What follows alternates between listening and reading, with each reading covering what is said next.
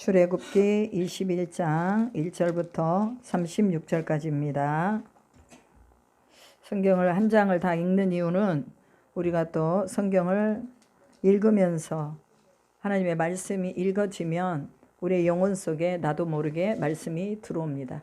그래서 하나님의 말씀이 빛이라고 말씀하셨잖아요. 빛이 우리 속에 들어오면 어둠이 떠납니다. 하나님의 말씀이 우리 속에서 늘 읽혀지도록 여러분들이 또 습관을 잘 들이시기를 바랍니다. 21장 1절 합독하십니다. 내가 백성 앞에 세울 법규는 이러하니라. 내가 히브리 종을 사면 그는 6해 동안 섬길 것이요 7째 해에는 몸값을 물지 않고 나가 자유인이 될 것이며 만일 그가 단신으로 왔으면 단신으로 나갈 것이요 장가들었으면 그의 아내도 그와 함께 나가려니와 만일 상전이 그에게 아내를 주어 그의 아내가 아들이나 딸을 낳았으면 그의 아내와 그의 자식들은 상전에게 속할 것이요 그는 단신으로 나갈 것이로되 만일 종이 분명히 말하기를 내가 상전과 내 처자를 사랑하니 나가서 자유인이 되지 않겠노라 하며 상전이 그를 데리고 재판장에게로 갈 것이요 또 그를 문이나 문설주 앞으로 데리고 가서 그것에다가 송곳으로 그의 길을 뚫을 것이라. 그는 종신토록 그 상전을 섬기리라. 사람이 자기의 딸을 여종으로 팔았으면 그는 남종같이 나오지 못할지며 만일 상전이 그를 기뻐하지 아니하여 상관하지 아니하면 그를 속량하게 할 것이나 상전이 그 여자를 속인 것이 되었으니 외국인에게는 팔지 못할 것이요 만일 그를 자기 아들에게 주기로 하였으면 그를 딸같이 대우할 것이요 만일 상전이 다른 여자에게 장가들지라도 그 여자의 음식과 의복과 동침하는 것은 끊지 말 것이요 그가 이 3가지를 시행하지 아니하면 여자는 속전을 내지 않고 거저 나가게 할 것이니라. 사람을 쳐 죽인 자는 반드시 죽일 것이나 만일 사람이 고의적으로 한 것이 아니라 나 하나님이 사람을 그의 손에 넘긴 것이면 내가 그를 위하여 한 곳을 정하리니 그 사람이 그리로 도망할 것이며 사람이 그의 이웃을 고의로 죽였으면 너는 그를 내 제단에서라도 잡아내려 죽일지니라. 자기 아버지나 어머니를 치는 자는 반드시 죽일지니라. 사람을 납치한 자가 그 사람을 팔았든지 자기 수하에 두었든지 그를 반드시 죽일지니라. 자기 아버지나 어머니를 저주하는 자는 반드시 죽일지니라.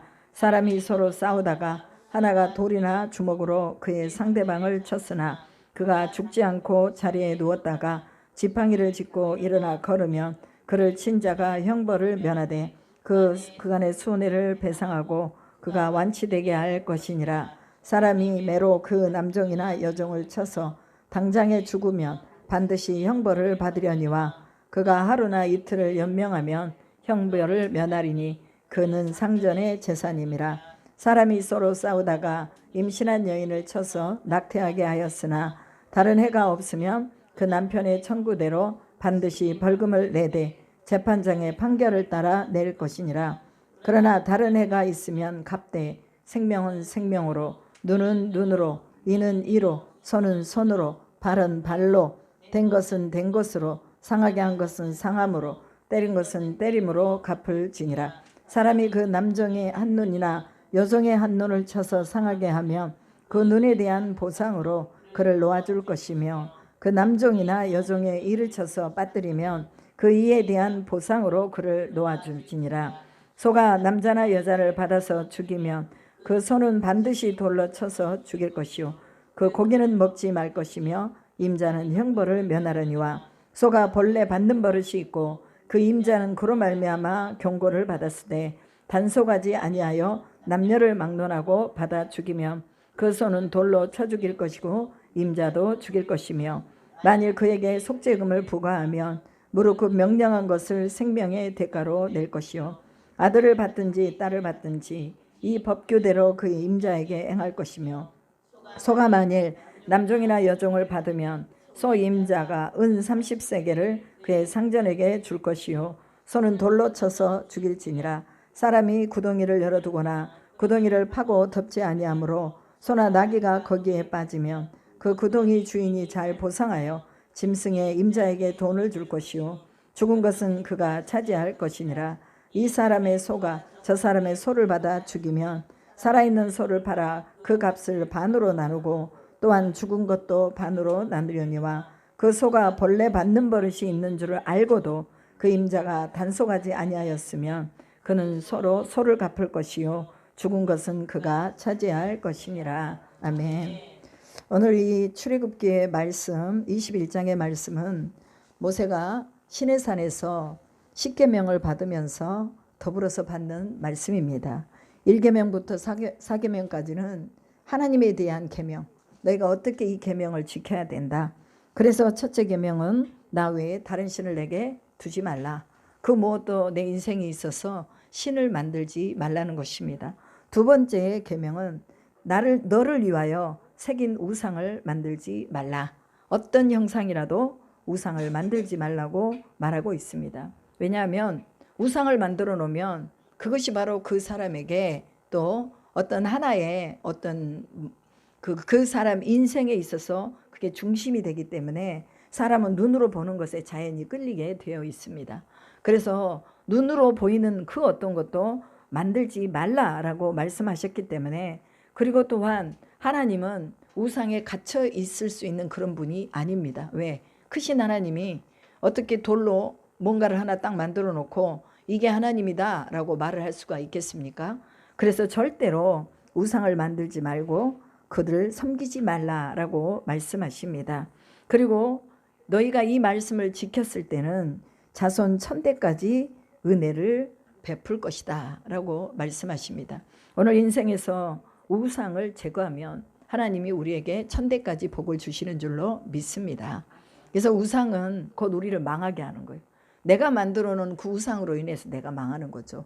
그러니까 우리는 지금 현재 우리가 만들어 놓은 우상이 있다면 빨리 제거해야 됩니다. 그것이 그냥 돌로 만들어 놓은 그런 우상, 나무로 만들어 놓은 우상뿐만이 아니라 내가 가지고 있는 내 우상, 내 속에도 만들어져 있어요.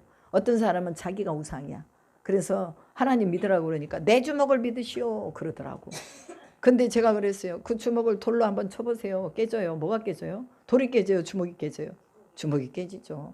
인간은 그렇게 약함에도 불구하고 자기 주먹을 믿으라는 거예요. 왜? 하나님을 모르니까. 그런데 하나님을 아는 사람들은 절대로 우상을 만들지 않습니다. 우리 눈으로 정말 저것이 내 인생에 뭔가 도움이 되겠지 하는 것 절대로 만들지 않습니다. 오직 하나님만이 우리 인생의 큰 힘이요 능력임을 믿습니다. 그리고 또 너는 내 하나님 여호와의 이름을 망령되이 부르지 말라라고 말씀하십니다. 망령대로 부르지 말라는 말은 무슨 말입니까? 믿음 없이 부르지 말라는 거예요.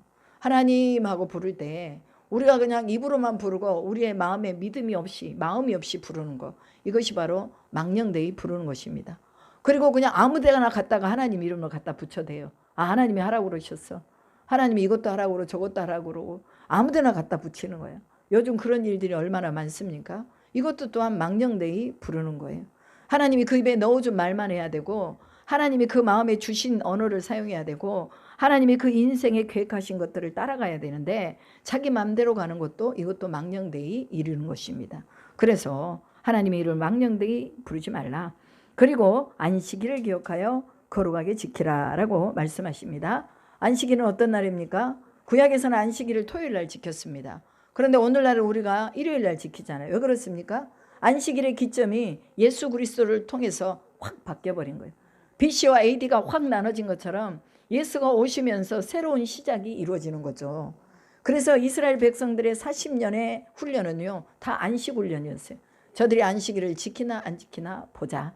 그래서 만나와 메추라기를 가지러 나갈 때도 딱 그 안식일 전까지만 딱 가지러 나가고, 안식일 날에는 아무리 가서 눈 씻고 봐도 만나와 메추라기가 없는 거죠. 그런데도 그날 또 나가는 사람들이 있더라.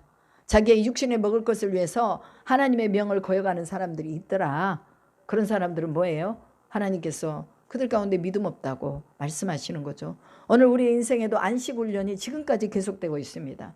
안식일 날은 우리가 이렇게 떼어서 구별해서 하나님께 드리는 거예요. 안식일 날은요, 아파도 와야 돼요. 자기가 누워가지고 못 일어나서 못 움직이면 모르지만 일어나 걸어 다닐 수 있으면 다 안식일 날 나와서 하나님 앞에 예배해야 하나님의 백성입니다. 네 가지를 딱 하나님에 대해서 주시고, 그 밑에는 이제 내 부모를 공경하라, 살인하지 말라, 간음하지 말라, 도둑질하지 말라, 내 이웃에 대하여 거짓 증거하지 말라. 내 이웃의 집을 탐내지 말라. 이거는 바로 인간과 인간 사이에서 이루어지는 도덕과 윤리를 서로 지키라 이 말입니다. 부모와 자녀 간에도 지켜야 될 도덕과 윤리가 있습니다.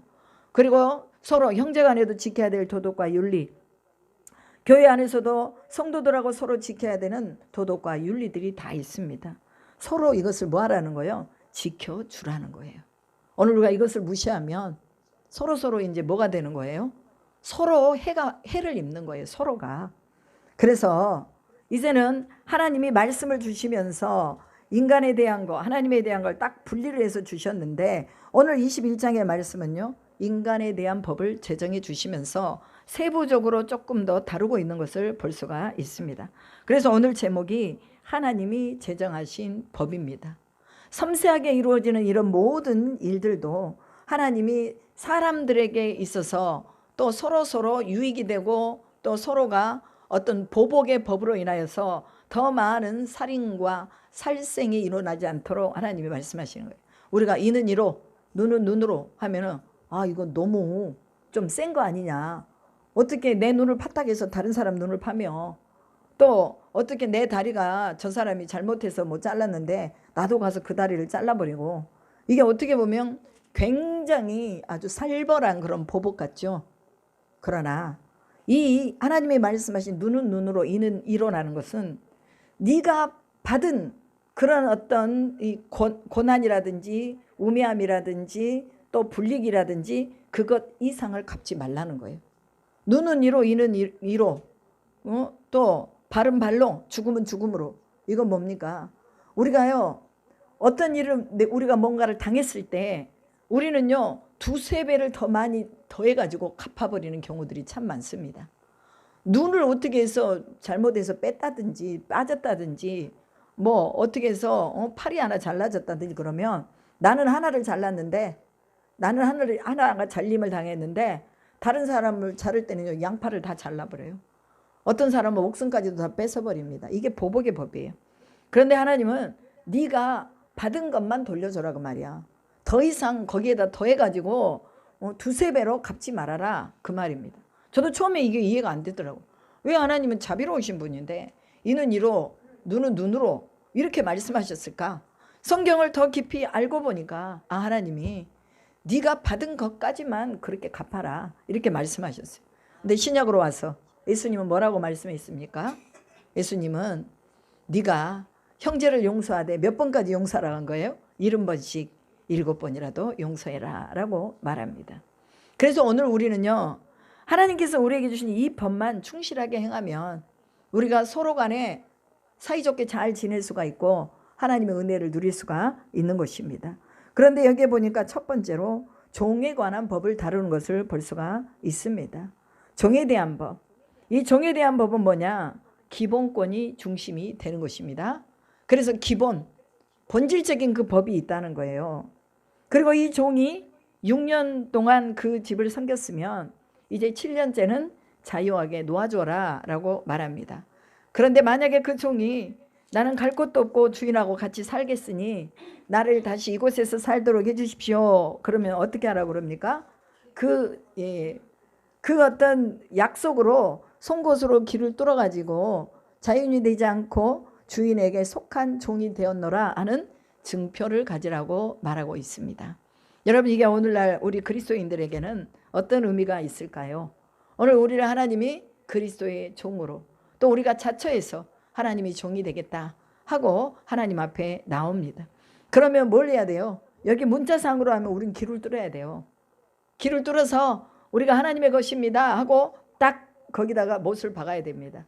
그런데 오늘날은 이런 깃뚫는 그런 의식보다는 우리의 마음에 주님이 내 인생의 주인 되도록 내 마음에 딱 인이 되고 박힐 수 있는 그 무언가, 내 속에 그 믿음이 나를 주님의 종으로 삼았습니다 라는 어떤 결단과 의지가 있어야 된다는 것을 말하고 있습니다.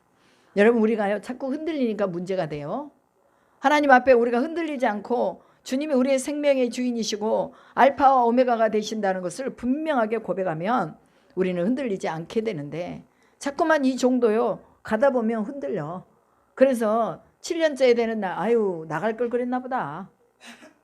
다른 데로 갈 걸 그랬나 보다. 주인이 좀 기분 나쁘게 하면 아유 그냥 가버릴 걸. 근데 이게 뚫렸잖아. 못 나가.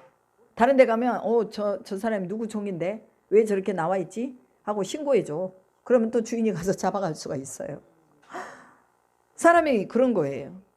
우리 마음의 결단이나 결심, 내가 변하지 않을 것 같아도 나의 유익에 따라서 변하는 것이 우리의 인생입니다.